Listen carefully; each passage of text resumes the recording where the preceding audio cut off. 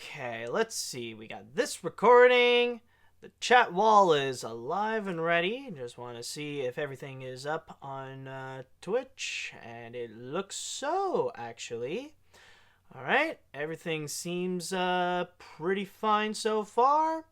So, I think with all that said, yes, okay, we see a lot of people are starting to notice me.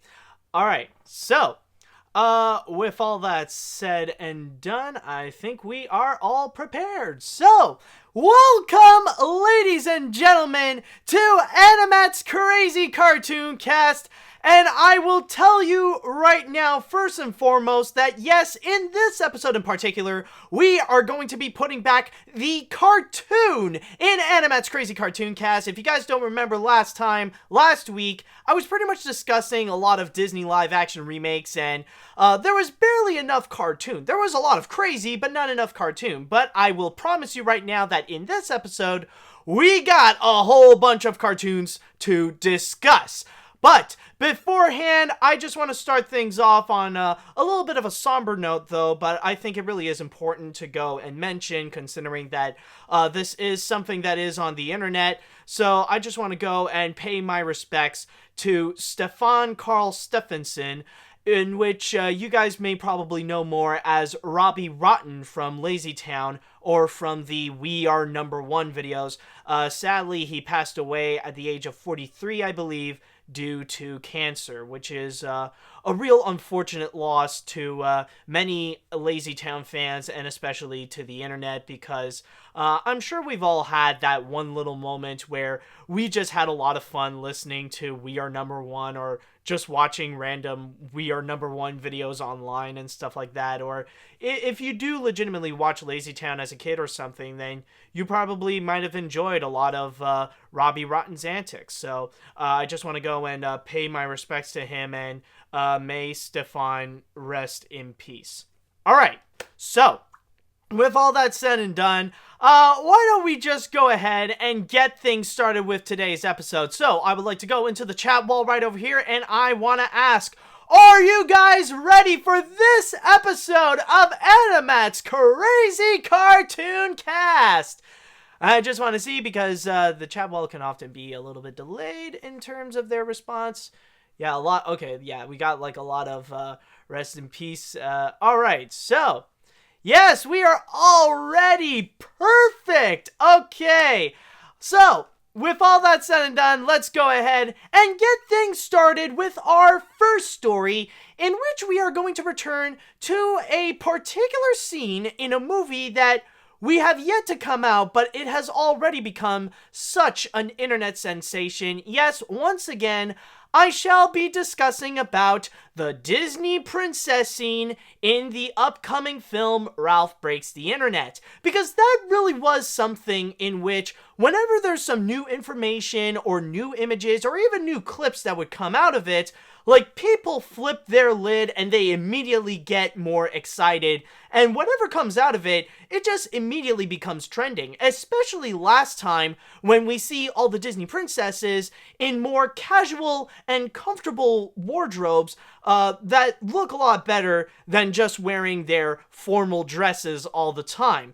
And from there, we see a lot of princesses that people just absolutely adore with the way they look. Like, we see a lot of people loving Anna, loving Moana, especially Mulan. That's a major favorite right there. And even there are some classic Disney princesses that are getting much more love than just what they had a few years ago. Like, I have never seen so much adoration and love for Snow White and Aurora. Like, right now, like, people are absolutely loving them, which is absolutely great, because I've always loved Aurora, and it's finally nice to see the love that she finally deserves to get. But anyways, with, even though there is that, oh, and, of course, there is one more thing, where, of what we saw is that Merida, even, like, her little tangent that she had in that sneak peek that we saw, like, that actually did become a bit of a meme on the internet. It really did get pretty popular, where people just make up little scenarios for her to complain about in her thick Scottish accent. However, even though all those princesses are getting so much love, there is one in particular that some people were looking forward to see, but they were not liking with the way that she looks, or more specifically, in terms of her hair.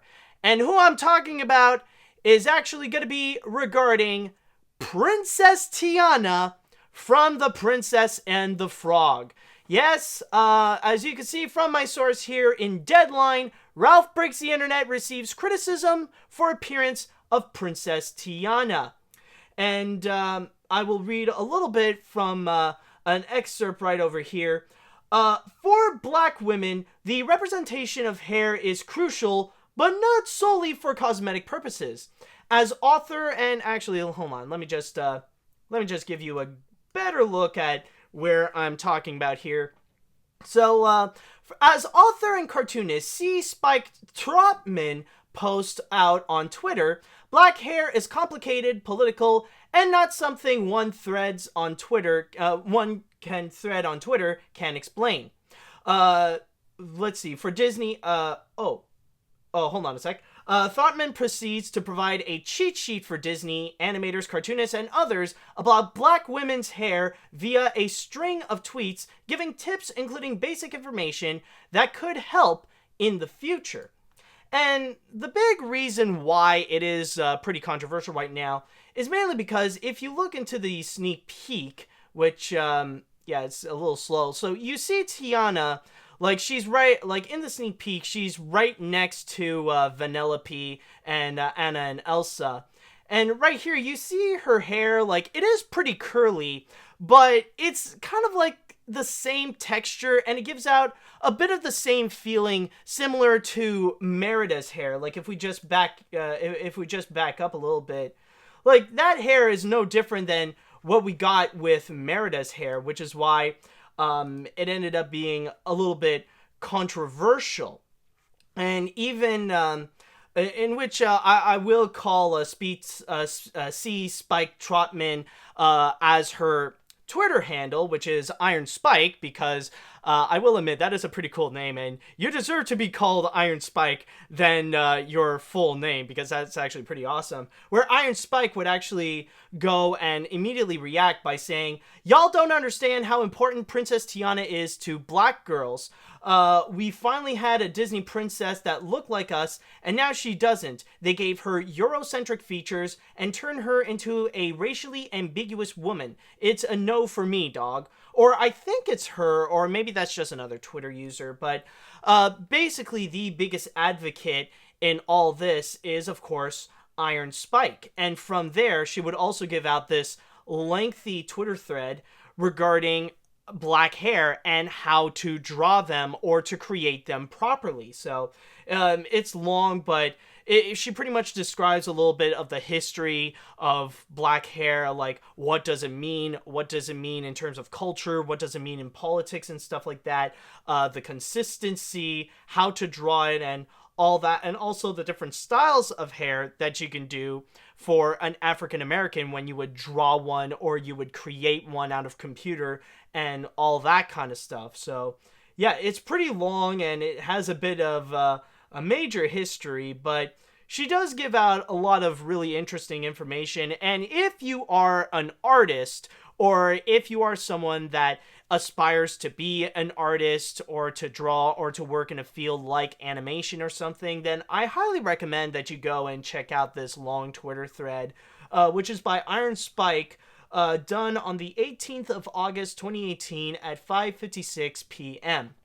And from there, you'll read the whole thing, and you'll learn a little more about how to actually draw black hair, because it actually is kind of interesting and pretty helpful. Like, it's a nice little thing to have in your back pocket to know what you can do in terms of your drawing skills in the future. But that's pretty much the big controversy that is happening right now with Ralph Breaks the Internet, or with that little scene that does feature the Disney princesses and Tiana. Is just the way she is represented right over here.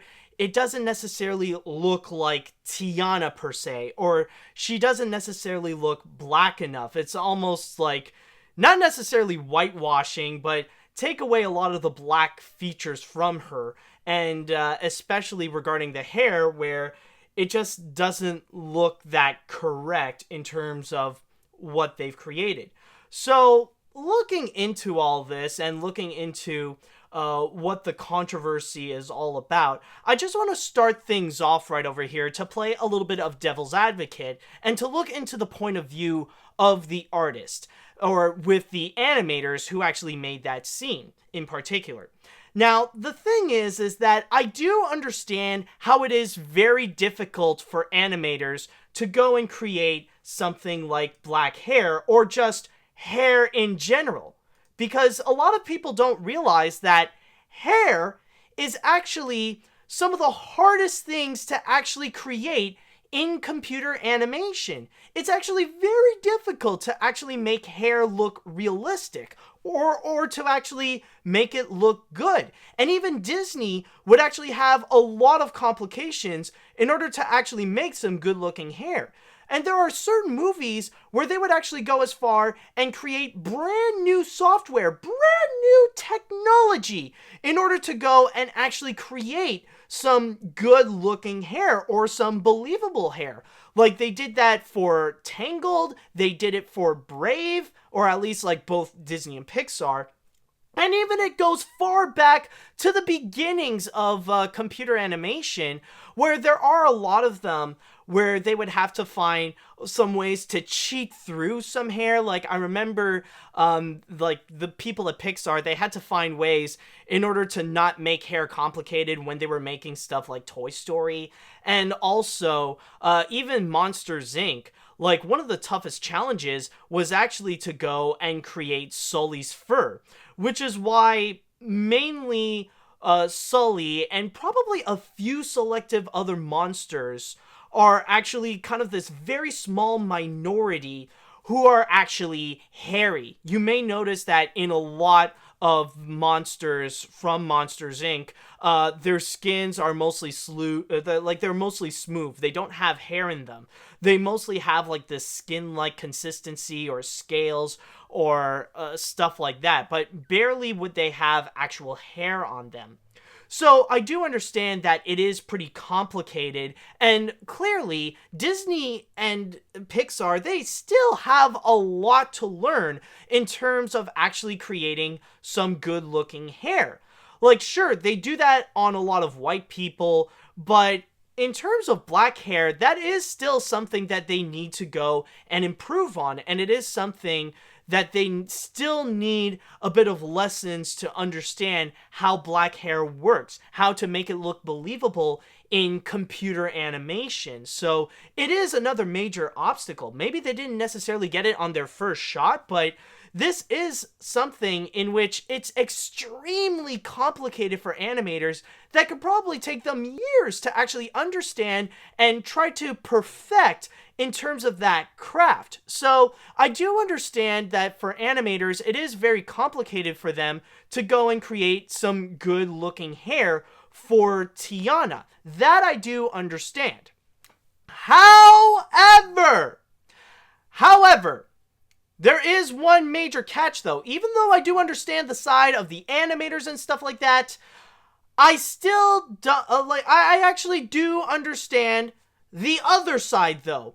I do understand why there are some African Americans that are legitimately mad about what Wreck-It Ralph 2 has done, or what Ralph Break the Internet has done. I do understand why they would be upset regarding this misrepresentation of Tiana right over here. And just like what Iron Spike says, or just like what one of the Twitter users actually said, y'all don't understand how important Princess Tiana is to black girls. We finally have a Disney princess that looks like us, and now she doesn't. Because there are a lot of people that really do admire Tiana, that really do look up to her as a legitimate role model, just like some of the other Disney princesses. There is a major reason right now Disney is actually looking at Princess and the Frog, and they actually treat it like a Disney classic, as if Walt Disney actually created himself. Like, they would treat The Princess and the Frog no different than stuff like Sleeping Beauty, or Snow White and the Seven Dwarfs, or The Little Mermaid, or Beauty and the Beast. Because it really does mean a lot to those people, despite the fact that the movie didn't necessarily make a lot of money at the box office. Because they understand that for many people, especially for African Americans, they know the importance of having a black princess. Like, it really is a major deal, especially if there's like this little girl who cannot wait to go and see Tiana and look up to her, that a black person can also be a Disney princess. You know, it really is something that is important. So, of course, in a scene like this in Ralph Breaks the Internet, as you can tell, there are a lot of people that really do care about that scene, even though the movie is not necessarily out yet. It is something that their childhood heroes are now prominently present on the big screen once again. And especially with Tiana coming back, for some people, it really is exciting, and they want to see Princess Tiana, just like the other Disney princesses, just represented as a princess, and also just being casual, just to go and relax. But with the way that they represent her right over here, that she doesn't necessarily look that black, mainly because animators don't necessarily understand that well in terms of how to craft the character and how to represent an African American onto the big screen. You know, that is something that they are upset about, because the thing is, having a prominent African American animated character in a movie, it really is a big deal. In fact, that's one of the biggest reasons why there are so many people out there that are really excited for Spider-Man Into the Spider-Verse. It's not necessarily the fact that we are getting an animated Spider-Man film. It's more the factor that it stars an African American. And not just that, we got, well, technically, like with Miles Morales, I understand he is a bit of a black and a Latino mix, but the thing is that technically, like, he is black. And it's not just the fact that we got a superhero film starring a black guy, just like in Black Panther, but that film is also an African American starring as one of the most popular superheroes of all time. It's a black guy being Spider-Man, which is why it's a really big deal for people. So the same thing with this. We got a black woman actually being a Disney princess, and if they don't do her justice, then of course there are going to be a lot of people that will be upset regarding this controversy, or regarding this particular scene right over here. You know, it's just something that it really is a bit of a sensitive issue for some people, and the reason why they're angry, it's mainly because they're doing this out of their love for The Princess and the Frog. They're doing this out of their love for Princess Tiana. So I do get when they see someone that they really do admire, or an animated character that they really do look up to, and then they would give her this kind of treatment where it's pretty clear that the animators still have a lot to learn in terms of crafting an African American character onto the big screen. You know, it's still something that they need to go and understand. And of course, it will end up upsetting some people. But I will go and say this.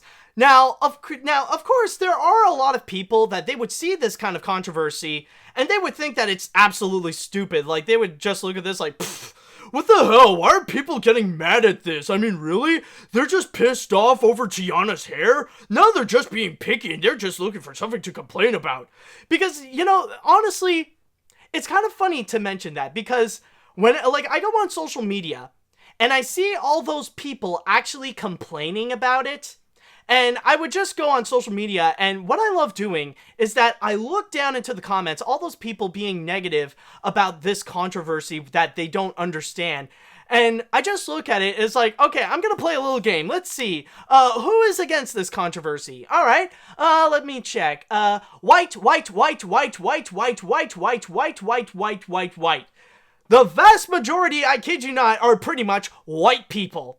But it's not just that. I also play another game at the same time. All right, let's try this again, but let's do something a little different. Okay, that's a guy, that's a guy, that's a guy, that's a guy, that's a guy, that's a guy, that's a guy.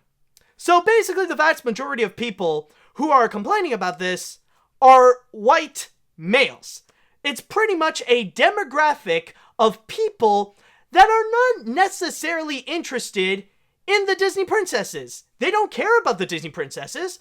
They certainly don't necessarily care about Tiana, and if they do care about the Disney princesses, they would just mostly pick and choose which ones they want to sleep with. Let's see, I'll do her, I do her, maybe not do her, I'll do her, and I'll maybe do her. You know, just that kind of crap.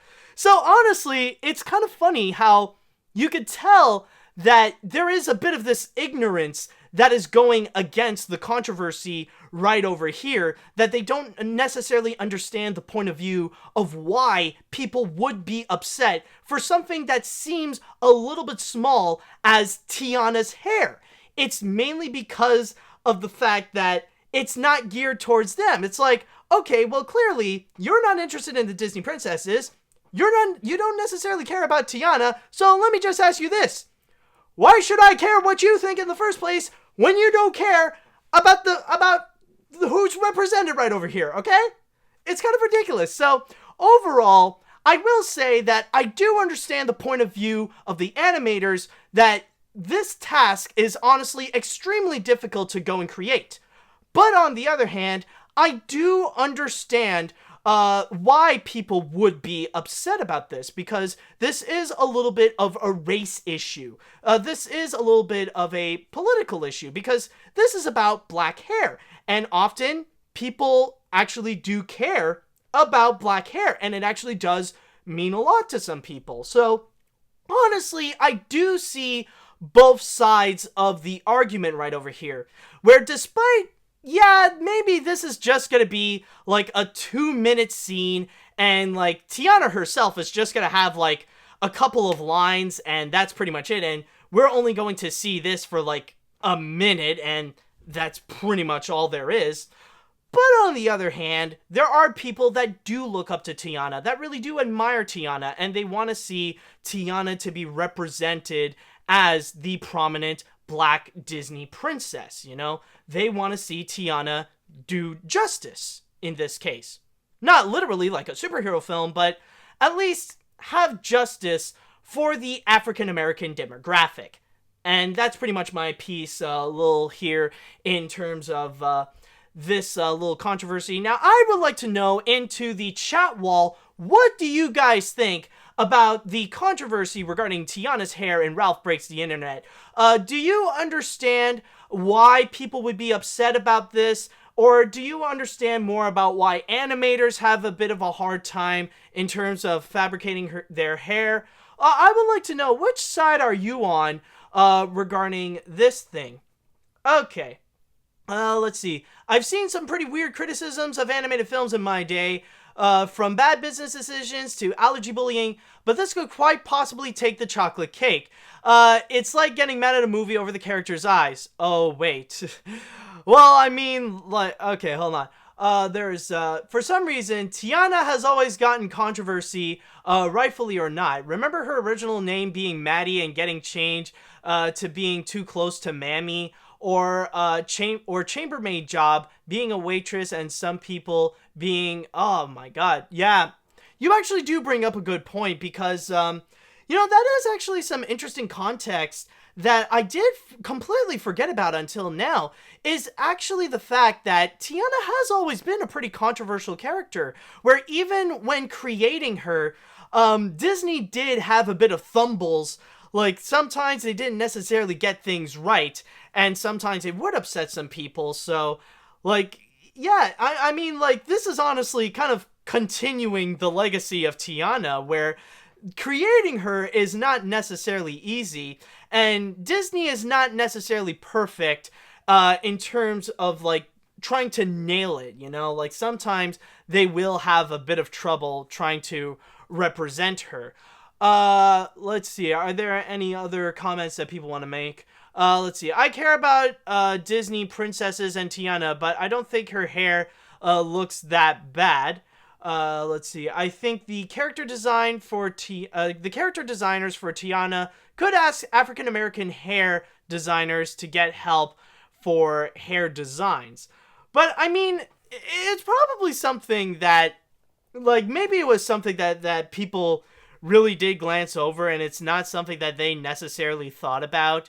Like, I mean, basically, well, like, when the animators were crafting this, what I can imagine what happened is that they were thinking that Tiana is a princess first, an African American second. So they didn't necessarily think about treating her like a black person. They were mostly thinking of treating her like a Disney princess. No different than how they would treat Moana or Rapunzel or Elsa or Anna or any of that stuff.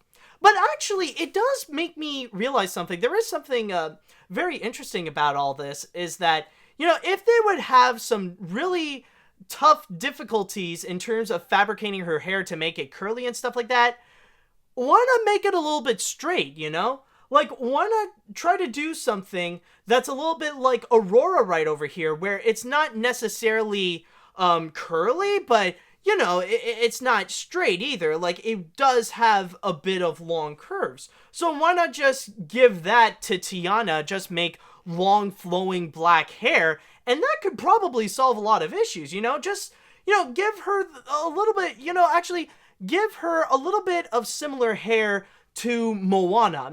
I'm not saying, like, switch hairs or stuff like that, but I mean, like, you know, try to do a little bit like what Moana has. Just let it flow out a little more and then have a bit of curves. That could be something that, oh, wait a minute. Straight hair would be even more controversial, trust me. Okay, well then, never mind then. I don't know, I was just thinking out loud, but then again, wait a minute. I am also a dumb white male, so what can you do? But yeah, I just figured, well, okay, well, I guess this is just my piece, what I think about the whole situation. It is honestly like something that once you jump into it, yeah, I know it sounds ridiculous at first, but like when you really do look into the situation and you dig deep, yeah, I could see how it can be very complex, how it could be something that it might be a little, you know, it's a little tough to really get into, and it's honestly really tough to really just get, you know, to really get it right. It's a dangerous rope to get into either way. Alright, but either way, let's just take a little break from one little piece of controversy, and we might as well go ahead and jump into the next one, where with our next story that we have right over here, this is actually going to be regarding a brand new animated series that has been announced. However, it will only be available in a ooh, fudge. I kind of like stopped to burp right over there. It's like there's something that wanted to come out and I'm like, no, I'm talking. Hold on a sec. All right. But anyways, as I was saying, this new TV show, it will be available on a streaming service, but not necessarily the kind that people would expect. And what I'm talking about is actually going to be regarding Crunchyroll, because now they are going to get a brand new animated series made in America. No, not in Japan. It's actually going to be one of those American animes. And what I'm talking about is going to be this anime in particular called High Guardian Spice.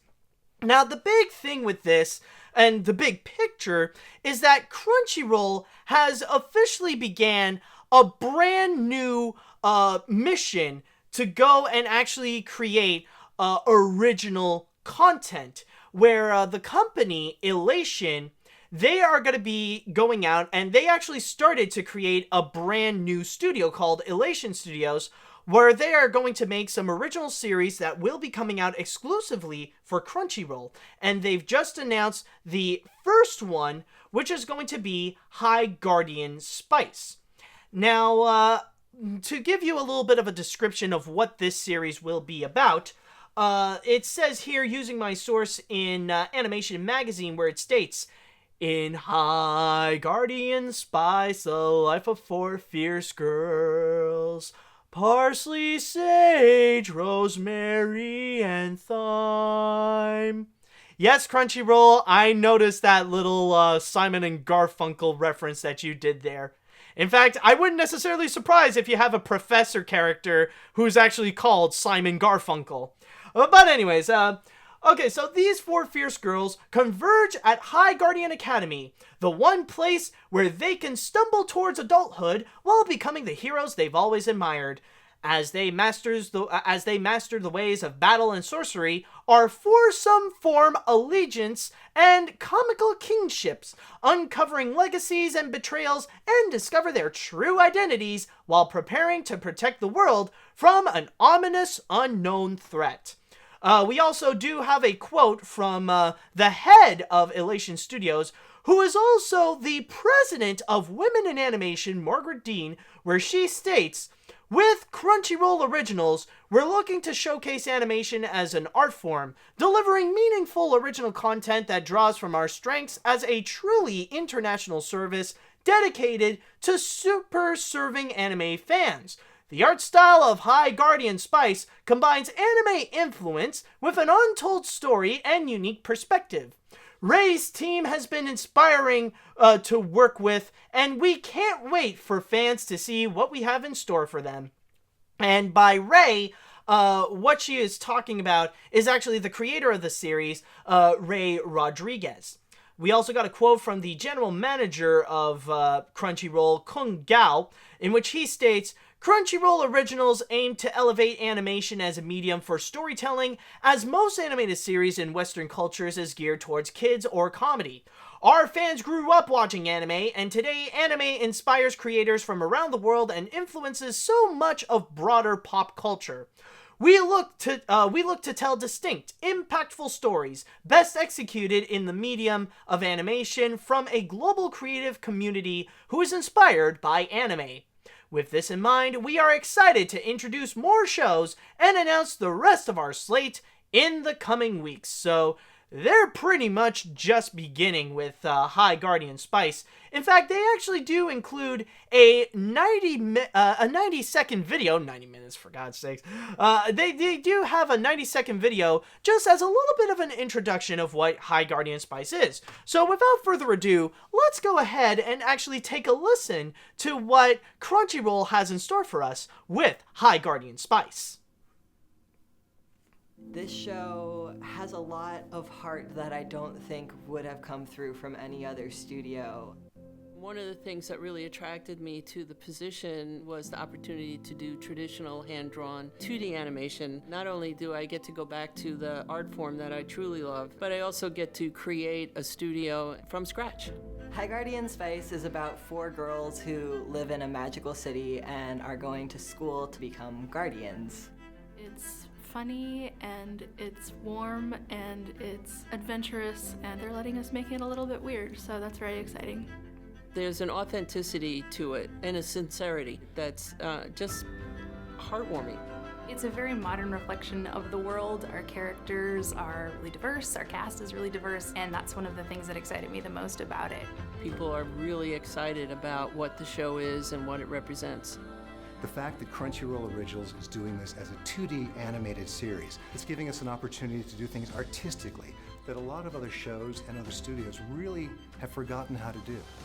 We are 50% female in all the creative roles, and our writer's room is 100% female. I mean, this is what my whole career has been about, is trying to get those voices in there that are not being heard.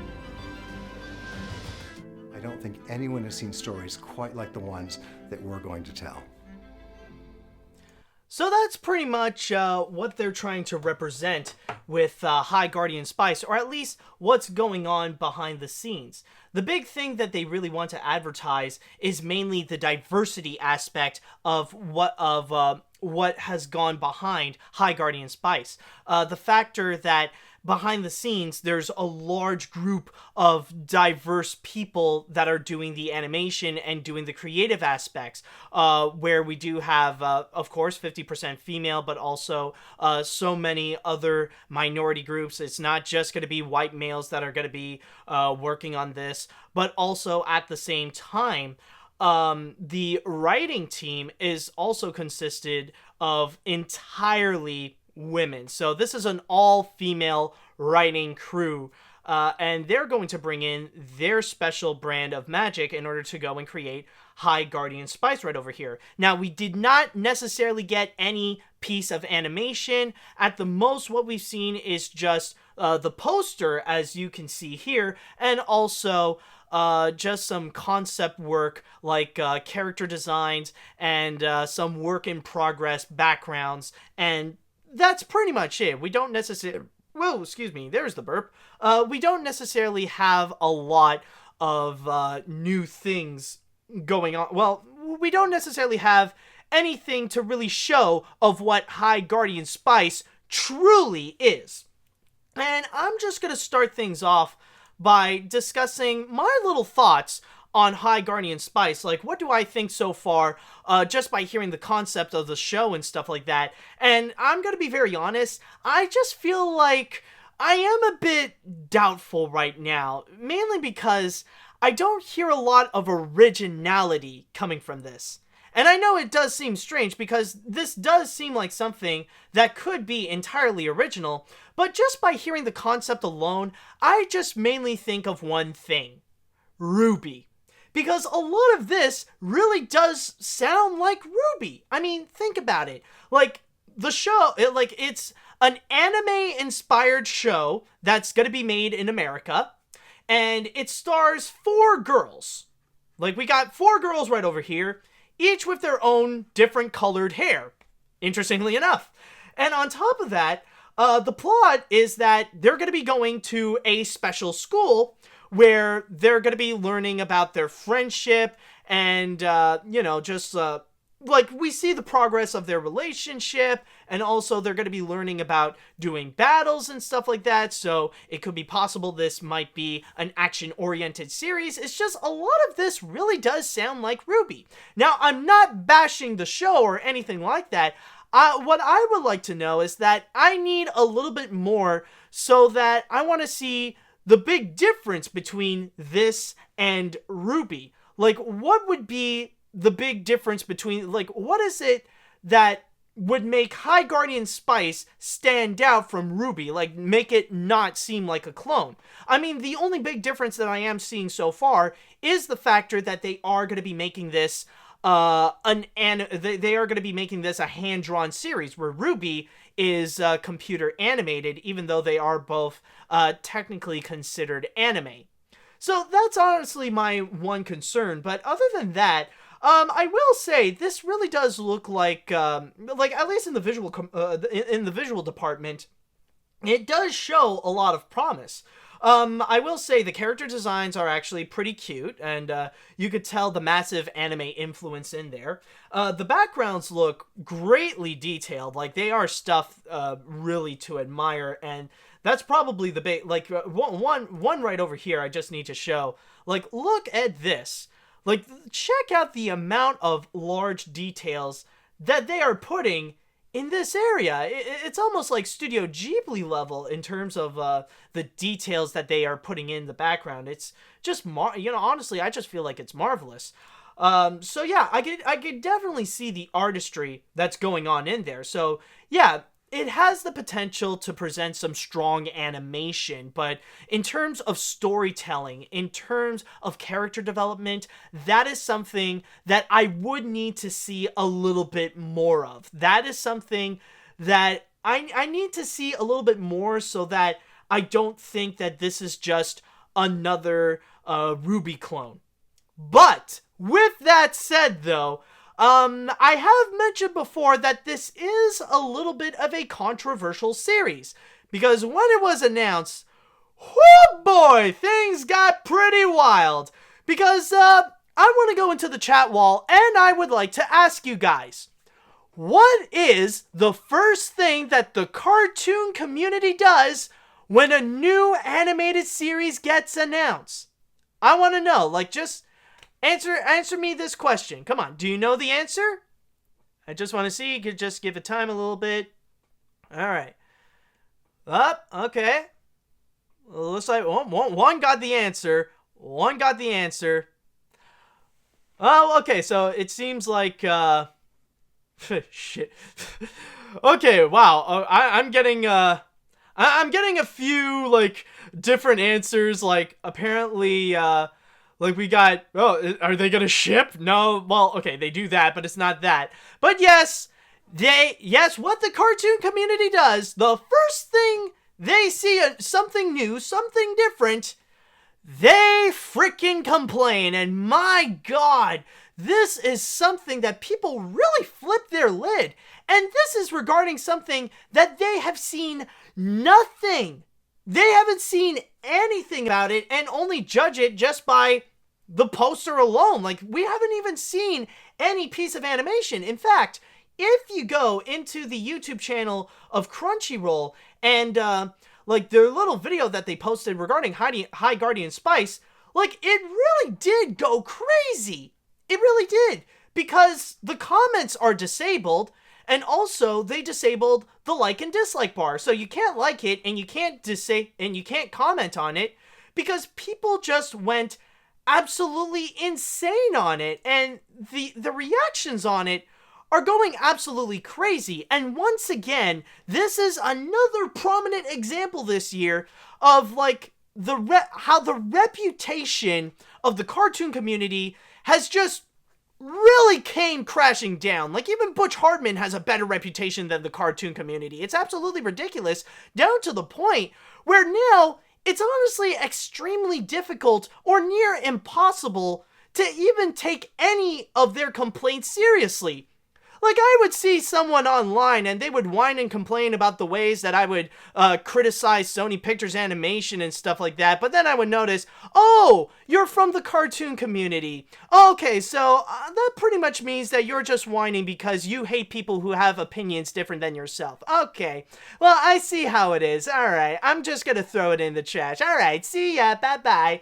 And that's kind of the big thing that's going on with High Guardian Spice, is that people are just really upset about this. Number one, of course, with the art style, people are complaining regarding that, oh, it looks too much like the other animated shows that we have nowadays, you know.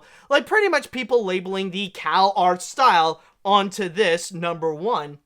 And also, on top of that, even though they don't have any piece of animation that they have right over here, the thing is that one thing that they are complaining about is actually regarding the diversity of the show. Now, of course, if you hear about High Guardian Spice, then most likely you're just going to see a bunch of angry white dudes just complaining about how this is done by a bunch of feminists or social justice warrior or Antifa. Like, they would constantly throw those words in order to describe High Guardian Spice and the people that are going on behind it. It's honestly going a little bit ridiculous. And honestly, it's one of those things that whenever I would hear people complain about, like, the quote-unquote feminists or social justice warriors, like, honestly, I can't take their criticism seriously. That's not legitimate complaints. It's just a bunch of guys that are just whining because it's not something that's geared directly towards them. You know, they just want some things to just cater only to them. They don't want any other form of demographic to be represented. It's only them and them alone to satisfy their little manly bullcrap garbage, whatever they have. It's honestly just ridiculous with the way that they're trying to complain about this. You know, and honestly, I just find it that the people who are mad and upset about High Guardian Spice right now, like, they're just desperate to go and find something to hate about this series. Like, now they're really scrapping the bottom of the barrel. Like I said, we haven't seen anything from this. The show doesn't even exist yet. It's coming out next year in 2019. That's the only confirmation that we have. And all they're doing is just being upset, and now they're trying to really you know, like, they're desperately trying to find a reason to hate this, and, like, all they could think of is just, the girls! I hate girls! I don't know girls allowed in my cartoon! I don't want to see girls! It's just ridiculous, man. Honestly, you know, again, this is all to say that this is just another big piece of example of how the cartoon community just cannot be taken seriously. I mean, whenever they complain, it's not valid criticism. They're not worth freaking listening to because that's all they do. It's just honestly complain and just scrapping the bottom of the barrel in order to find a reason to go and complain. I mean, like, at least you gotta give credit to the controversy with Ralph Breaks the Internet, because at the very least, we do have legitimate clips. We do have a prominent example of what they are talking about, and they are bringing some good arguments. But these morons right over here, whenever they're against High Guardian Spice, they got nothing. They got nothing except just to show the fact that they're just a bunch of moronic misogynists and nothing more. I mean, really, just the complaints that are going on in High Guardian Spice is just absolutely ridiculous. But I will say one thing, though. There is one thing that I will say that is actually valid in terms of the criticisms that I've heard. No, it's not regarding the fact that, oh, there's a bunch of, it's being made by SJWs and feminists. No, like, if you're complaining about the factor that, if you have a complaint about something, and it has something related to social justice warriors, or feminists, or whatever, it's not valid. You're just an idiot. Now shut up and let the smart people talk, okay? Now, the thing is, one thing that people are upset about that I can understand is the factor that Crunchyroll is gonna put up an American animated series on its server. Now, this is honestly something that I can see where it can go wrong for Crunchyroll. Because when you do think about it, the reason why people would go and subscribe to Crunchyroll, or they would have a Crunchyroll account, is mainly because they want to see one particular thing and one particular thing only. And that is anime.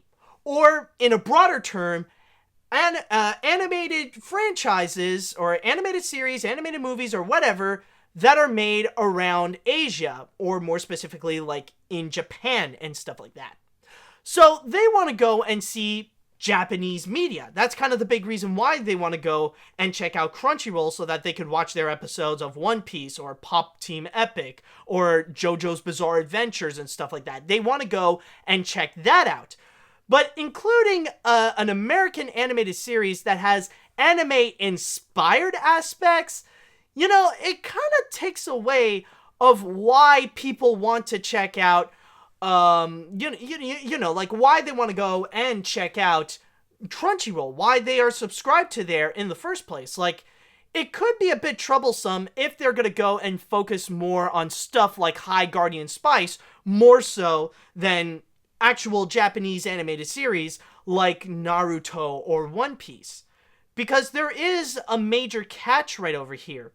Because, you know, when you do add something like High Guardian Spice, it would almost be like the equivalent of adding onto Crunchyroll stuff like Avatar: The Last Airbender, or DreamWorks Voltron, or the 2011 Thundercats, or the 2003 Teen Titans.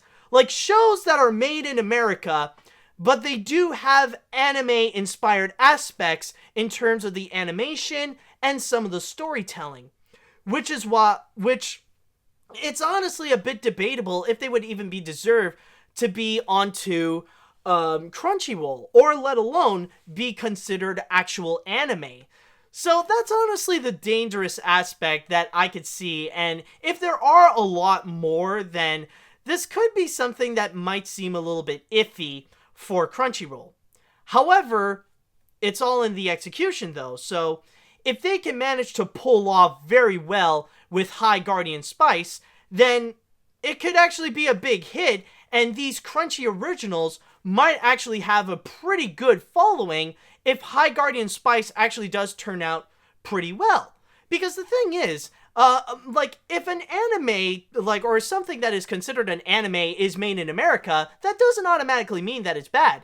I've already mentioned Ruby, and that's actually a great example of how an American-made anime can actually work out. So, if High Guardian Spice can actually work out successfully and critically as Ruby, then honestly, it could be a major plus for Crunchyroll and what it's trying to do with Crunchy Original. But honestly, right now, I noticed that High Guardian Spice, it's just having a bad start, mainly because of a bunch of man babies. Like, this has nothing to do with High Guardian Spice. It's not Crunchyroll's fault. It's not, it's not the show's, it's not High Guardian Spice's fault.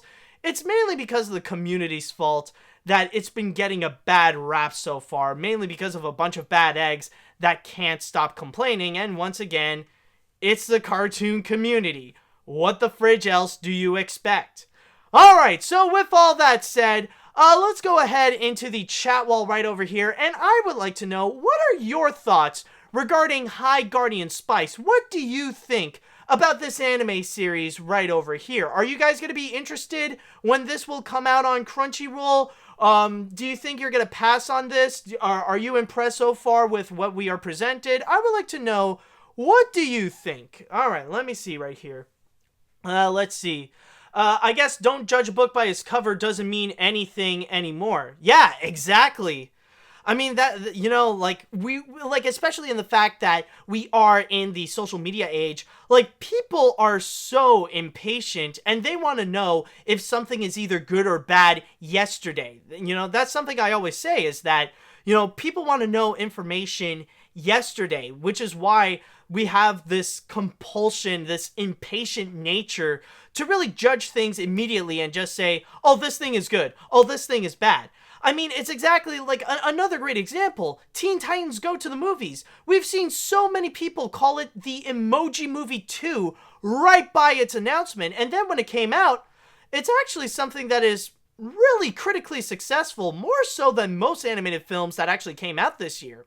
So that's honestly one great factor that you did bring up, that, yeah, you shouldn't judge a book by its cover. Let's see.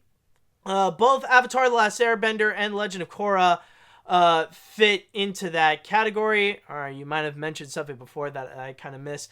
Let's see. High Guardian Spice looks cute, but like anything, I need to watch actual clips to get a feel of the story before I make better partial judgment. And that I absolutely agree with you. That is what I've been trying to say. Like, it does look like it has potential.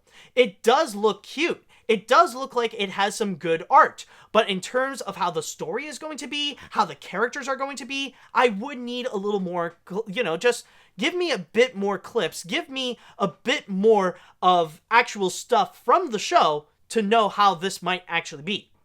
Let's see. My main complaint is that this show sounds too much like Little Witch Academia and Mary and the Witch's Flower. That could be possible. I mean, that could, that could be true. I mean, like, there are a lot of comparisons, like you mentioned, Little Witch Academia, Mary and the Witch's Flower, Ruby. It does sound like a lot of what we've already got with Japanese media. But again, it has to be in the execution. It still needs to do a little more to fully grab audience's attention. Alright. Do we have anything else? A great example is when I wanted to give Rise of the Teenage Mutant Ninja Turtles a chance, but some people hate me for it. Eugh. And man, sorry to hear that, man. I mean, sometimes, yeah, I can understand that the internet can be freaking fierce, and it really is something that if you're not on their side, they're your enemy. Trust me, it's honestly getting a little bit ridiculous.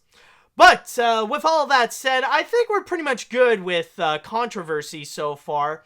And now let us go ahead onto our next story. Now, I know that it can be pretty stressful to go and face a lot of these controversies, so we would need a little bit of a vacation. We need something just to relax a little bit. And this is honestly for something that if you are currently taking a vacation right now, then this could be a bit of an idea. Now, if you guys are currently located at Myrtle Beach in South Carolina, then you might as well take a quick little visit to the Kwik-E-Mart.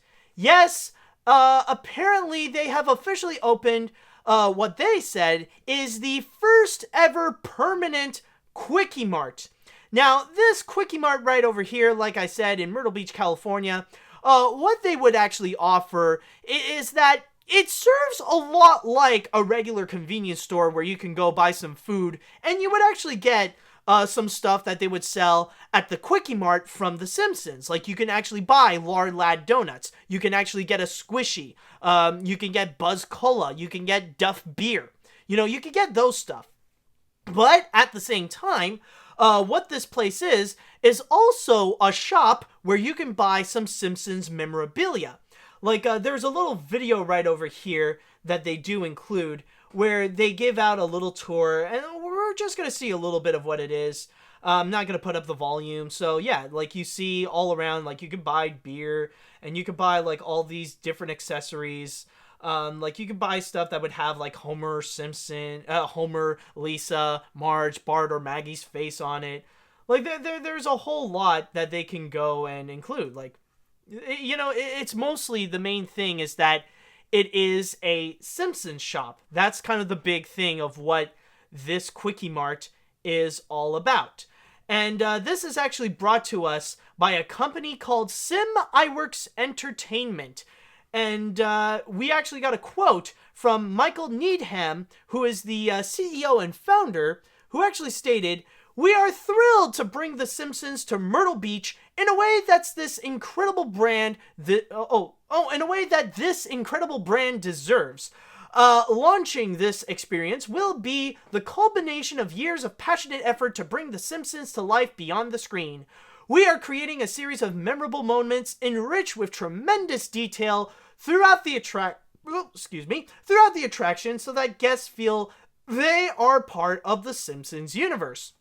And on top of that, they are not going to stop at the Kwik-E-Mart. They have also explained, using my source here at CBR.com, that the company behind the new Kwik-E-Mart is also planning to open a replica of the Aztec Theater later this year, promising an interactive red carpet encounter with the Simpsons family. Which I'm guessing is that the Aztec Theater is just going to be a place, not necessarily like a real theater where you can go and watch movies, but rather just a meet and greet area where you can actually meet a bunch of Simpsons characters. So that's basically the main thing that they are doing, is that they are creating real-life Kwik-E-Marts in order to be kind of like Simpsons memorabilia store, like the one place where you can go and actually buy some Simpsons stuff. But I just want to say, though, even though they are saying, like, oh, this is the first ever Kwik-E-Mart that's being opened, now, if I may put on a little bit of my comic book if I may put on my comic book guy mode, I just want to say, this is not actually the first Kwik-E-Mart that is open in the real-life world. There are also 2 other Kwik-E-Marts that have been opened that people often go to on a regular daily basis. They are both featured in Universal Studios Orlando and Universal Studios Hollywood, where they would also act as gift shops for the Simpsons ride. Even though, technically, yes, it is a gift shop, it does sell a lot of the stuff that this Kwik-E-Mart also has. So basically what I'm saying here is that even though, like, this is like with this Kwik-E-Mart that the Myrtle Beach has gotten right over here, it does serve a lot like what has already been done in Universal Studios, both in Orlando and in Hollywood, where you do get a lot of the same stuff. You get a lot of Simpsons memorabilia. You also get a lot of the exclusive Simpsons stuff and Simpsons food, like you would get Lard Lad donuts, Duff beer, Buzz Cola, and also some squishies. So it does serve a lot like a regular Kwik-E-Mart, like you would see in the show, or like what you would get at the gift shop of the Simpsons ride. But honestly, in terms of making this move, I do feel like it is honestly very interesting, and even though it was something that we've never heard of before, it's something like when the idea is brought up, it's like, why haven't we thought of that before? Like, why hasn't this been a legitimate thing? Because it does sound like a pretty intriguing idea to go and actually make some real life Kwik-E-Marts, because I can actually see this have some very strong potential. Like, this could actually be a thing that I could see be a real chain from all around America, and even a few places all around the world where they would have their own Kwik-E-Mart, and you would actually go and buy your Simpsons memorabilia. That is actually something that I do find that would be very interesting. And especially, one thing that this article at CBR actually did note is that they did, of course, bring up the little controversy of what happened with Apu. You may remember the little controversy regarding Apu and how he is represented as a little bit of a stereotypical Indian character, but nowadays it seems that that piece of controversy kind of died down.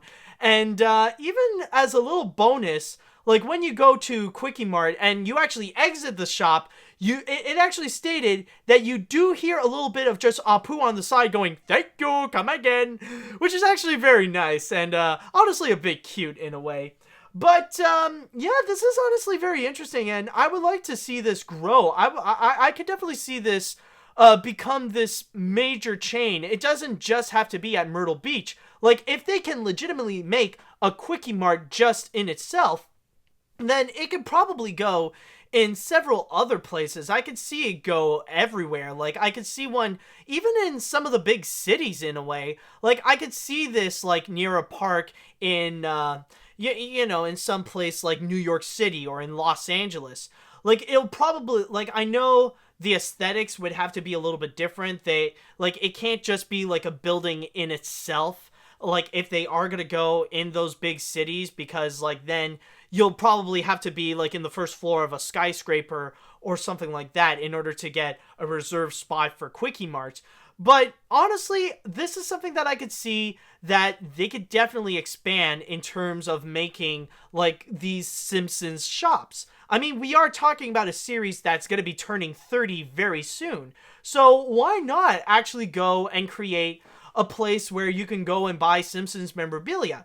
I know a lot of people would go and complain, and they would discuss about how Simpsons nowadays is not as good as how it used to be in the past and all that stuff, but I mean, this is something that it can have potential for everyone. I mean, like, a lot of people really do love The Simpsons, whether it be from the past or if they still watch the show nowadays. I mean, regardless of which side you want to take, like, maybe you would want to go and buy a Homer Simpson's mug, or you want to eat a Lard Lad donut, or you want to actually try a squishy.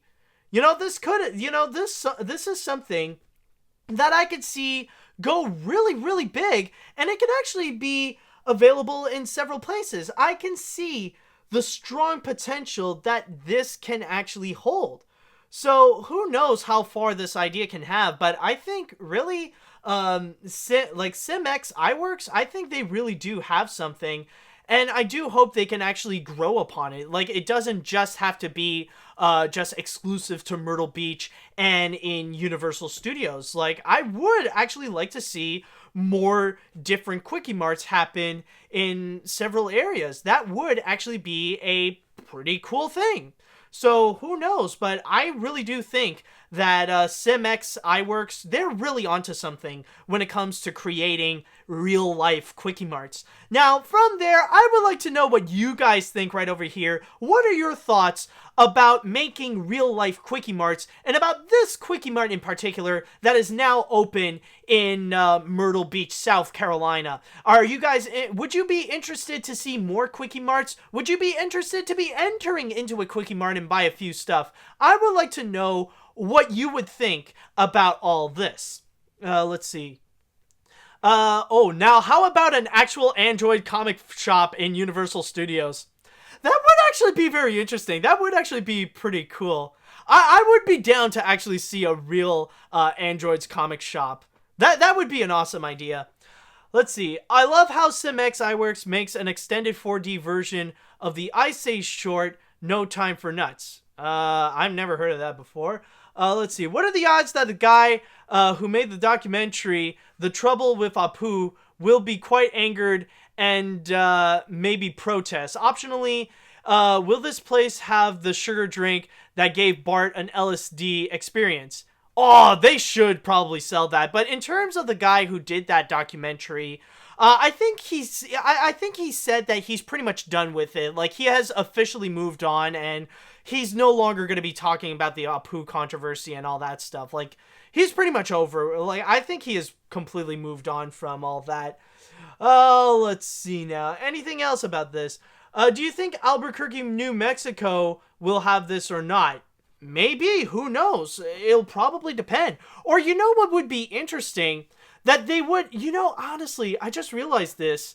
The perfect place that they would go and make Kwik-E-Marts, of course, the big cities would be a big goal. But honestly, imagine they would place all those Kwik-E-Marts in Springfields. Because there are several Springfields in America.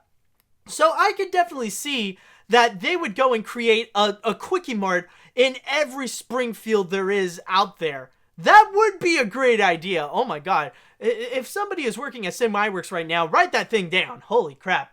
Maybe it should have been open 25 years ago when The Simpsons was still popular. Debatably, The Simpsons is still a bit popular right now. And I mean, after a show that would be 5 years old, I don't think it would immediately deserve to have a shop. That would be like opening up an Adventure Time shop, or it would be like opening up a Steven Universe shop. It's still a relatively young show. Let's see. Anything else that we have right over here? They could put this could put 7-Eleven out of business.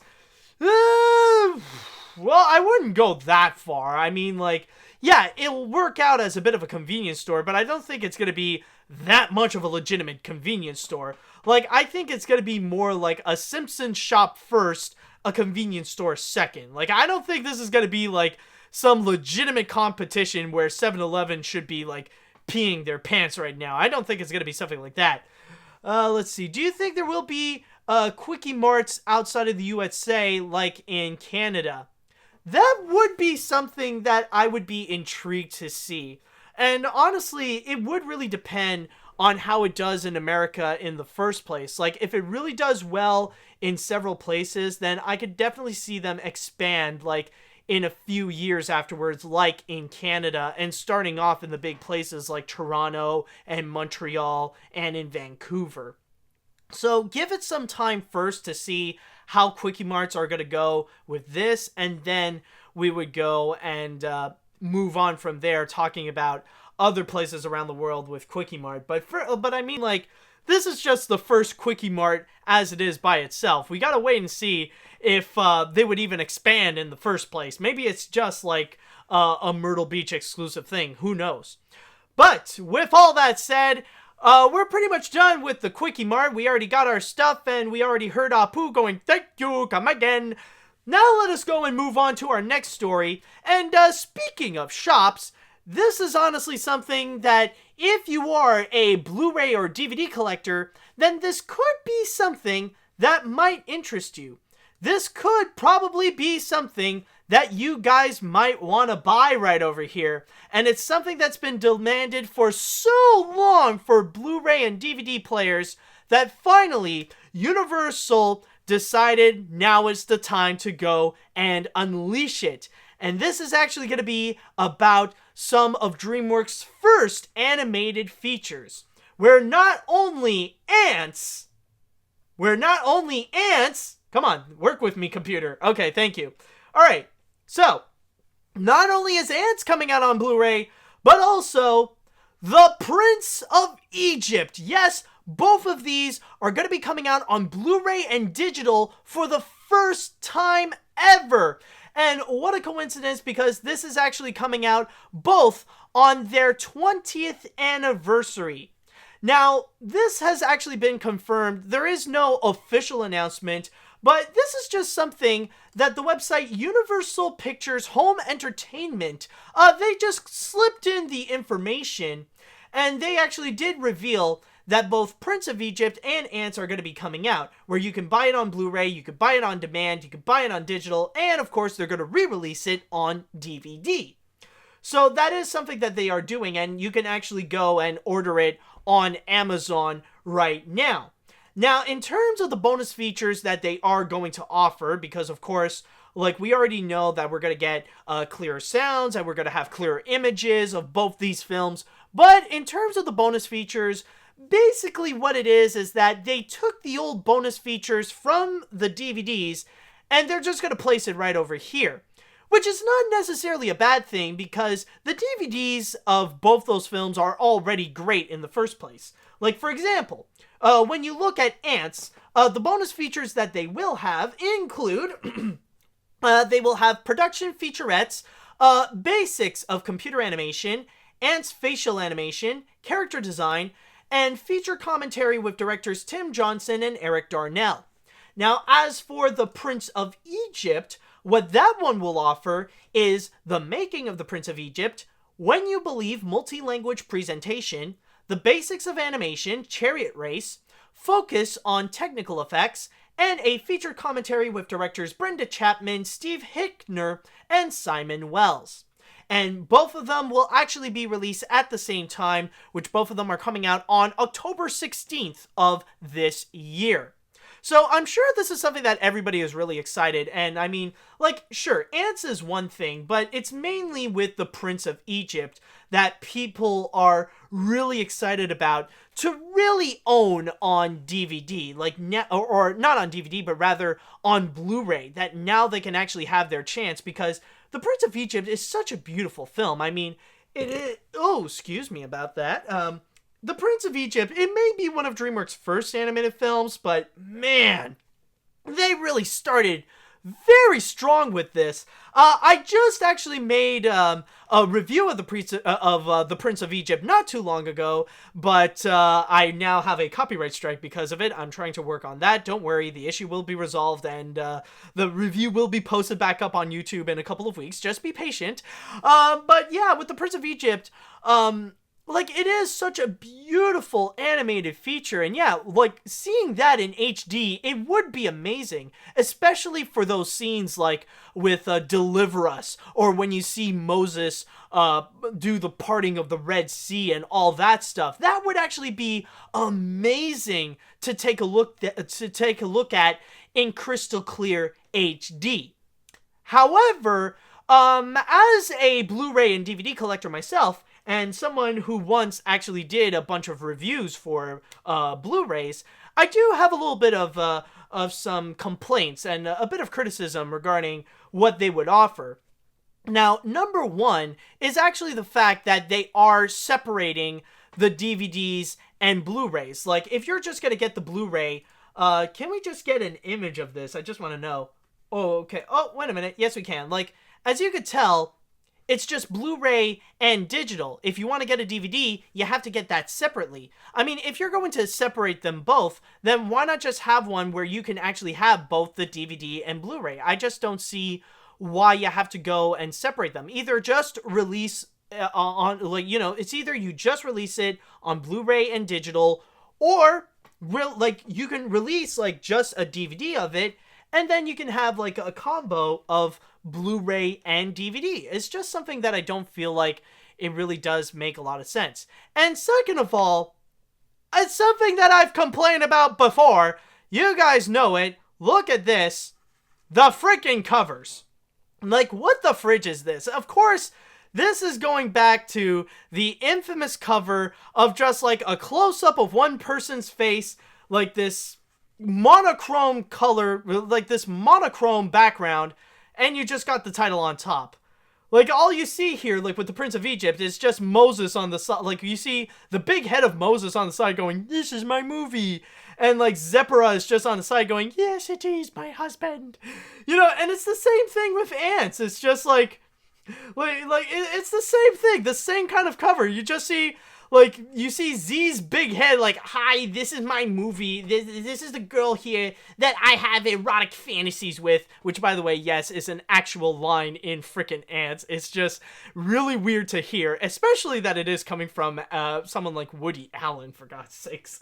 But yeah, honestly, it's just the covers, they kind of look like crap, and that's honestly my main issue with them. And if you want a better example of what I mean, like, this definitely is a downgrade from, whoops, pretend you haven't seen that. But it's kind of like a downgrade from what we had with the DVDs, because I actually have the DVD of The Prince of Egypt right over here. And as you can see, or for those of you who can't see, what it is, it's basically what they're showing right over here is we got the title, we got The Prince of Egypt, we got a really nice background of ancient Egypt, and we actually do have both Moses and Ramses in pretty cool poses. Now, sure, this is only representing the chariot scene in the opening of the film, but still, this does actually look nice. This does look like something that really does put in a lot of effort, and it really does look pretty cool. But then, like, when you compare it to just this, to just, like, the simplicity of this, it's just, I don't know, it kind of discourages me from actually legitimately owning that onto my collection. Like, if anything, if I really do need a Blu-ray version of The Prince of Egypt, the most that I'm gonna do is just, I'm gonna throw this box away, and I'm just gonna put the Blu-ray onto here. Like, I'm gonna keep the DVD, of course, but I'll probably, I'll probably get, like, a new DVD box that can hold 2 discs, and I'll just put the Blu-ray in, and I'll keep the DVD. Like, that would be the one thing I'm gonna do, but for someone like me, like, since I do have this on DVD, I'm not in a necessary rush to go and get this, considering that, like, all these bonus features that we have, it's the same thing. Like, basically, it's gonna be literally this, but it's gonna be on Blu-ray. It's just, like, I'm in no rush. If I get it, that's great, I'll be happy, but honestly, it's not gonna be something that I'm immediately gonna get right when it comes out in theaters. So, honestly, that's just my little piece of criticism. But honestly, just the fact that they are re-releasing The Prince of Egypt and Antz onto Blu-ray, that is honestly really, really awesome. And especially with The Prince of Egypt, is something in which that's been highly demanded by audiences. Honestly, I think this is going to be something that is really, really cool, and hopefully it would look amazing on Blu-ray. So, with all that said and done, I would like to go ahead and go into the chat wall, and I would like to know, what do you guys think about the Blu-rays of Antz and The Prince of Egypt? What are your thoughts on those? And do you think this is honestly something that you want to get for yourselves? Do you want to go and immediately buy a Blu-ray of The Prince of Egypt or Antz? Or honestly, are you turned off by it? Are you not interested? I would like to know, what do you guys think? Let's see here. I believe The Prince of Egypt switch to Blu-ray was a step forward with Universal after Jeffrey Katzenberg resigned as owner, as he previously disowned hand-drawn animation. Fudge nabbit. No! Fudge. Hold on. Maybe I'll go into Twitch. Maybe I won't lose it. Okay, here we go. Yeah. As he previously disowned hand-drawn animation and intends to keep doing so for as long as he lives. Okay, so that could be something. I mean, rather if this is going to be bringing up a lot of interest in hand-drawn animation for Universal in terms of DreamWorks Animation, that would be something that can be like a wait and see, but I will say that it is nice, at least for Universal, to give recognition for some of the older works by DreamWorks Animation, and it would actually be nice if they can continue to do that, if we will see more Blu-ray releases of some of the older stuff as well. Even like some of Aardman's films. I don't think we have yet to actually get a Blu-ray release of stuff like Wallace and Gromit: Curse of the Were-Rabbit or Chicken Run. That would honestly be really cool. Also, I would be so down to go and immediately get a Blu-ray of Road to El Dorado. Now, that could actually be something that could be really awesome. Alright, let's see here. I only buy DVDs, so I don't really care. I am happy that people can experience this movie on HD. Well, like I said, you can actually, like, if you don't have a Blu-ray player or you just collect DVDs, they are re-releasing it on DVD, so at least those movies are getting a second chance on the market, so at least they're going to go and get that. Let's see. Having Antz and especially Prince of Egypt sounds awesome. Alright, so I think from there, it looks like we're pretty much good with these Blu-rays. And now we shall go ahead and get into the grand finale. Yes, we got one more story to go and cover, and this is actually regarding about another Blu-ray for an animated feature, but this one is a little bit strange, not because of it coming out or the movie itself, but rather that it's not going to be available in many other places.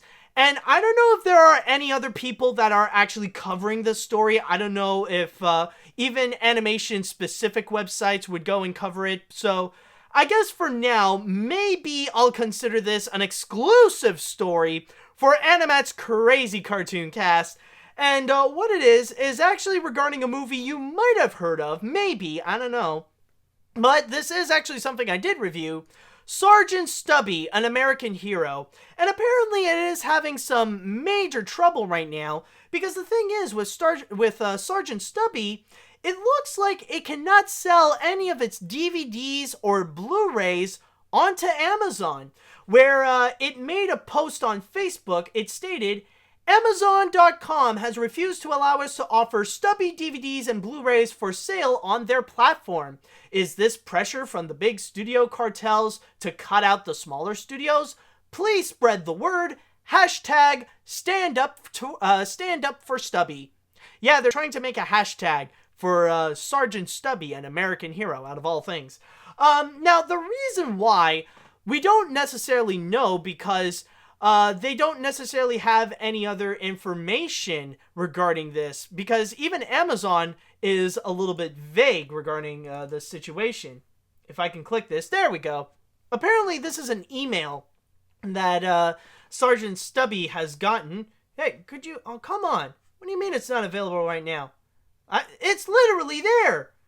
Don't tell me it's not available. What the fridge? Don't tell me it's available. It's literally, oh my god. Alright, come on. Give me! Come on! My god, why is Facebook being this picky? What the fridge? It's ridiculous. Okay, this is ridiculous. I never thought that I would experience this problem. Okay, now, but long story short, basically what this is, Amazon has sent them a message pretty much stating that they can't sell it, but they cannot offer any other details as to why they cannot sell their DVDs or Blu-rays. Now, they're not 100% sure. Just want to see if this link can actually work. Okay, no, they don't want to give me links because Facebook is being a piece of turd right now. They have gotten information, and there are some people, of course, that are upset about this, and they have spread the word towards Amazon that they want to see it on sale on that. But also, they have mentioned about some of their other situations that they are going through. They have mentioned, in light of our problems with the big ticket retailers, including Amazon.com, and the overwhelming message of support we have received to you all, we have decided to include shipping charges to the price of Sergeant Stubby, an American Hero DVD on Blu-ray, and to reimburse the charges to fans who have already ordered. It will be a day or two to put this in place, but you will not be charged shipping on these home media items. Thank you, the Sergeant Stubby squad. But they have also mentioned that apparently they cannot even sell it in some of the other places. They have said, we've been turned down by all the major big ticket retailers as the major studios have a stranglehold on home media sales. We've even tried online with Walmart and got a flat out no.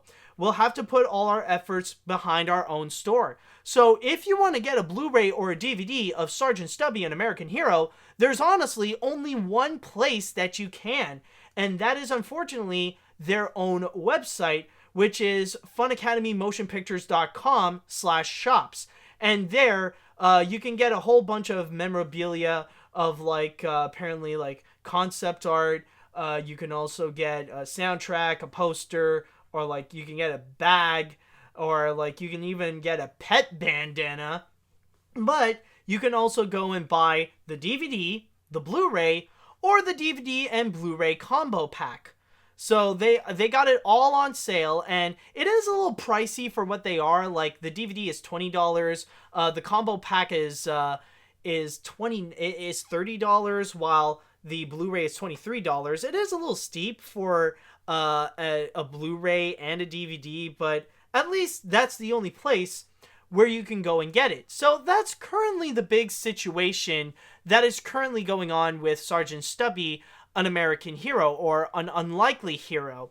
The fact that you can't go and buy it anywhere else, and that they are having some difficulties with it.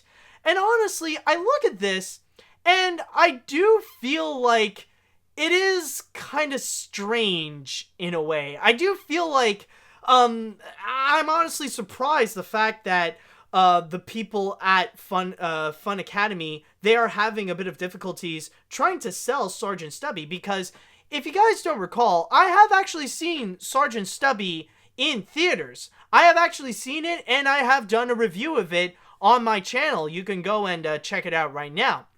But to make a long story short, what I thought about it is that the movie was okay. You know, it was a pretty harmless film. It's the kind of movie that I could definitely see would be the kind that they would show in elementary schools to teach kids about World War I.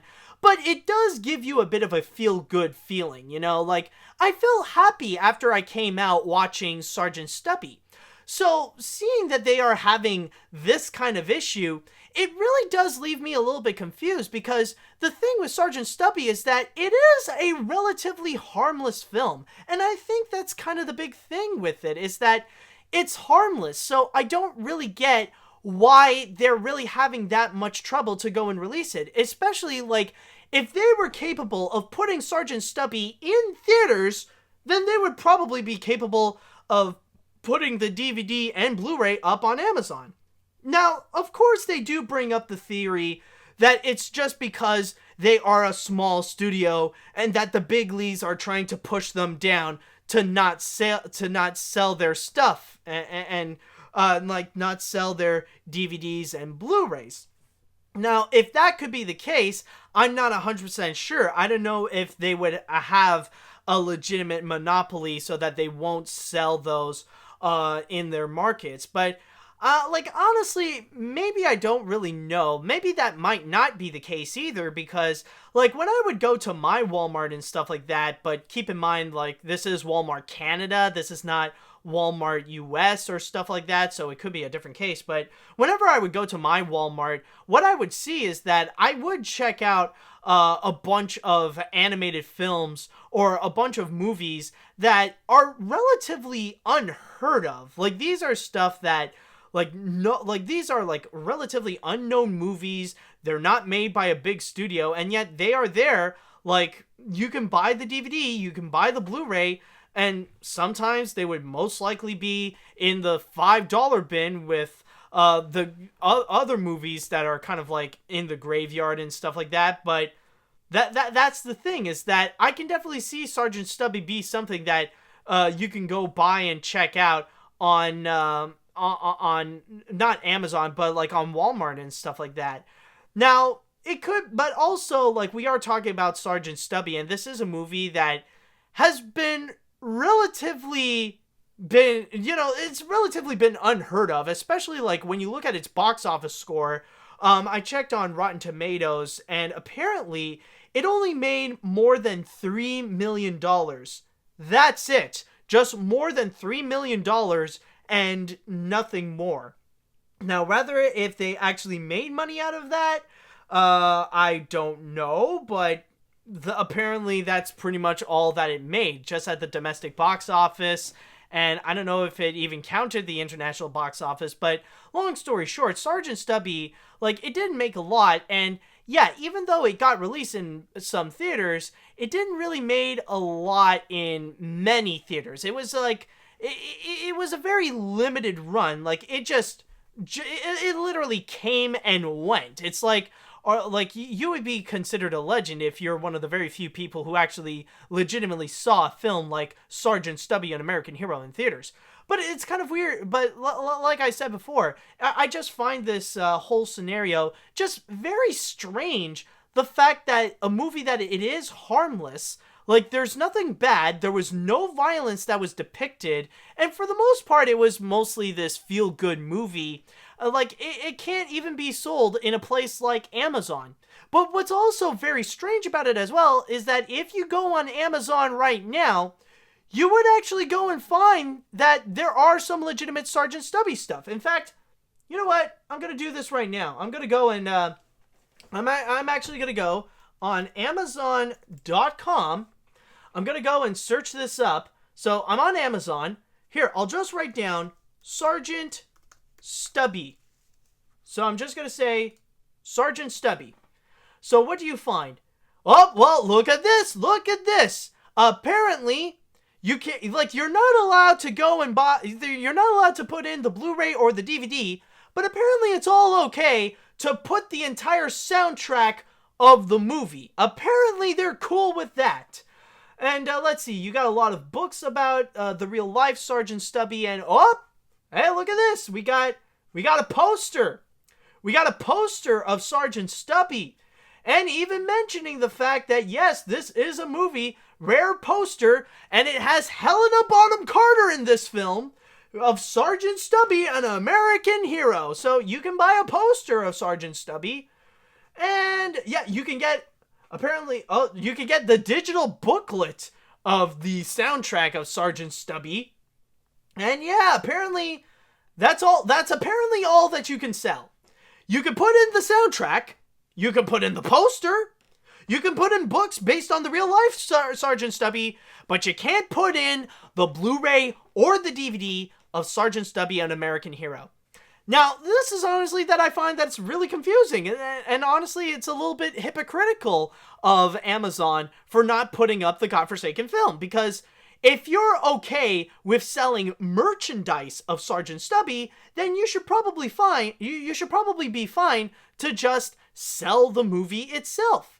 I don't see why not.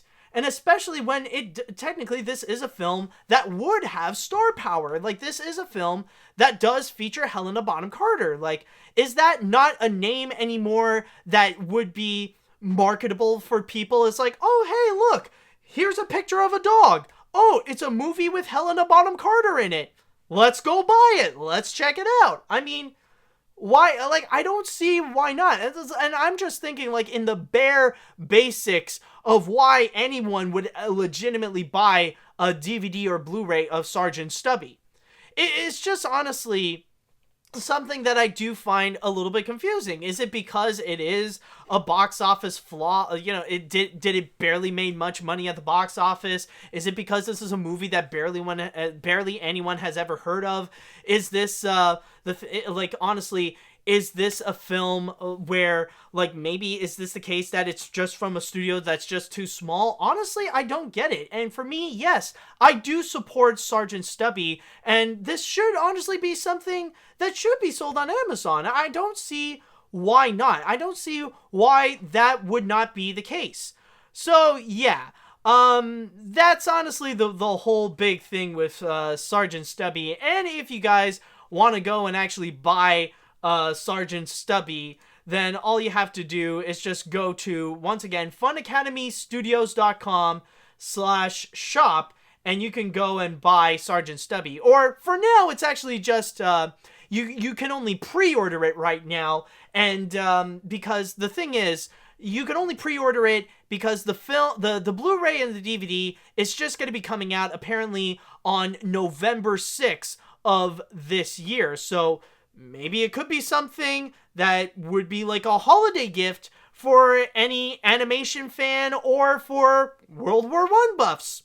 That could be an idea, so that could be something. It's just laying out that idea right over there. But yeah, I think Amazon should just go and they should actually go and put it, you know, like, why not let Amazon actually go and put it up? Seriously, it's just absolutely ridiculous. I don't know. I just find that it would be absolutely silly. Just a little bit ridiculous. And also, one more thing I just want to mention, if you still want to know more information about Sergeant Stubby, then go and check out my review of Sergeant Stubby, an American hero, or, I don't know, maybe I used the title An Unlikely Hero, but check out my review of Sergeant Stubby. But with all that said, I would like to go into the chat wall right now, and I would like to know, what do you guys think about this little piece of, once again, looking into some controversy about Sergeant Stubby unable to sell some DVDs and Blu-rays on Amazon? Do you find this a little bit ridiculous? Do you find this is something that, like, it doesn't matter because this is an unheard of movie? Which side do you feel like they would go and sell? Or which side do you feel like would be worth it here? Let's see.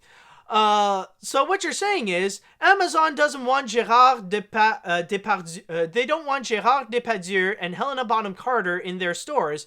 Besides that, I have no idea or what to say or think.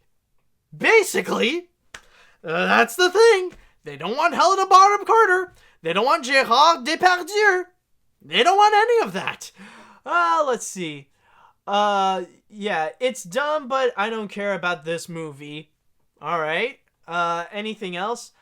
Hearing Sergeant Stubby having trouble selling their Blu-rays is strange. I've never seen the film myself. Just by watching your review, it's okay. It's very weird, and the wildlife didn't have this nonsense. Actually, that would be a good question. Can you actually go and buy, whoops. I write Zom. Hold on a sec. No, for God's sakes, Avast, move out of the way. Hold on. I just made one little mistake and the whole thing is freaking out. There we go. Okay, hold on. The Wildlife DVD. Can you legitimately buy that? Oh boy, yep. Apparently, yes, you can. You certainly can. Buy it on DVD or buy it on digital and Blu-ray. Oh boy, yeah. That doesn't make, yeah, what the fridge? Really, like, this is okay? Like, you can put the wildlife in, but you can't put Sergeant Stubby? Like, you, really, dude? Really?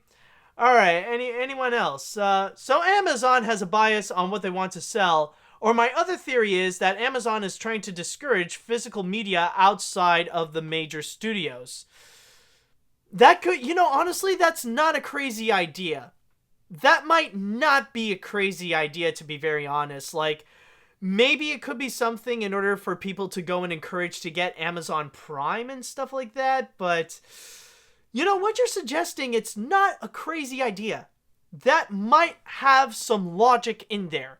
Like, I could see that they want to try to really push for digital instead of just, like, physical media, so that they're pretty much warding off the small companies first before going into the big ones. So that might be something. That might be something. All right. Fun Academy should have told a studio like Paramount, Universal, or Lionsgate to handle the home media distribution for Sergeant Stubby. No, they wouldn't. No, they certainly wouldn't, because if they want to if they wanted to handle the home distribution, they would have handled the theatrical distribution as well. So that's the thing. They would have done, you can't just have one thing or another. They should, they wanted to do both so that they can have a major cut of the money right there. But I think with all that said and done, that should be pretty much good for this episode of AniMat's Crazy Cartoon Cast. Now, we did have a little bit of fun and a little bit of stuff that we really wanted to get out of our system in terms of a lot of controversies that has happened right now. I've definitely had a lot of fun, and hopefully you guys have as well. So it's going to be pretty interesting to see what we will have in store for the next episode. So with all that said, thank you guys so much for listening, and thank you guys so much for watching, and until next time, see you later, dudes!